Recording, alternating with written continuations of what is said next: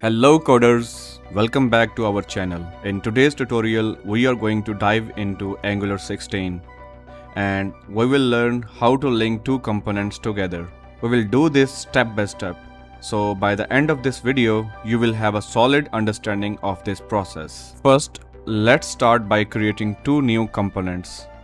We will call them component A and component B. You can create a new component in Angular by using Angular CLI and the ngGenerate component command. So if you already have Angular CLI installed and if you already have created your Angular project, then open your project in your editor. Like I have opened my project in my VS Code editor. So in this, open your terminal in the root directory of your project and then type this command ngGenerate component A and press enter. This will generate a new component. As you can see, component A has been generated. Now I will repeat that command with the different component name, that would be component B. Press enter. So as you can see, after running these commands, Angular CLI will generate required files and folders for these two components. Now let's say we want to use component B inside component A. To do that, we first need to declare component B in components A template file. As you can see, we just need to use the selector of component B, which is app-component-b by default, as a HTML tag in the template file of our component A. Now we need to display the component A somewhere. So I will open my app.component and here somewhere I will place my component A. Alright. If your project is not currently running, you need to run this command ngserve. This will start your project in the browser, but my project is already running in the browser. So I will just open the browser and here you will see it is saying component B works. So that's mean component A is being loaded, and within the component A, component B is also being loaded with the help of component A. You can go to the component B, you can make changes and you can see those changes would be reflected. For example, h1, and here you can see that component B is visible. But what if you want to pass data from component A to component B? We can do this through the input properties. So let's say we have a property in the component A called data that we want to pass to the component B.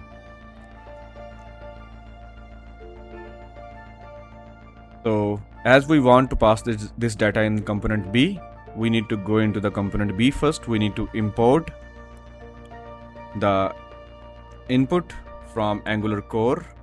So just type input.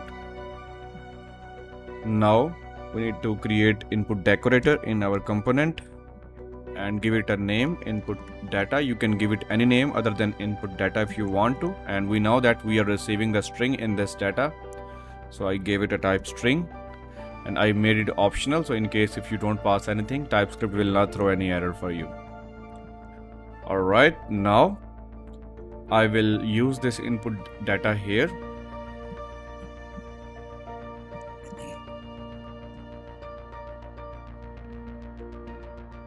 Now if you reload the browser or you can open your browser, you will see there is nothing changed yet. But if you open your component A and if you pass the data, then you will see that change.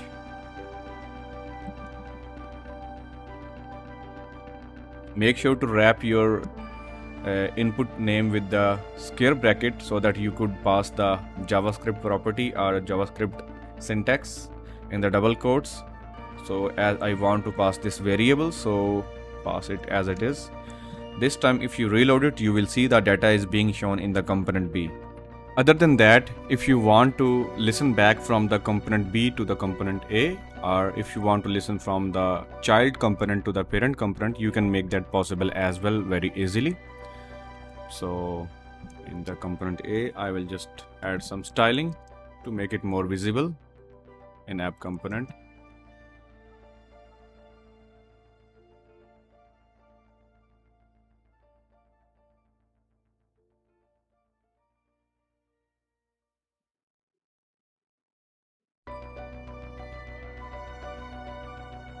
So I have gave it a basic styling, so I will make some changes in the text.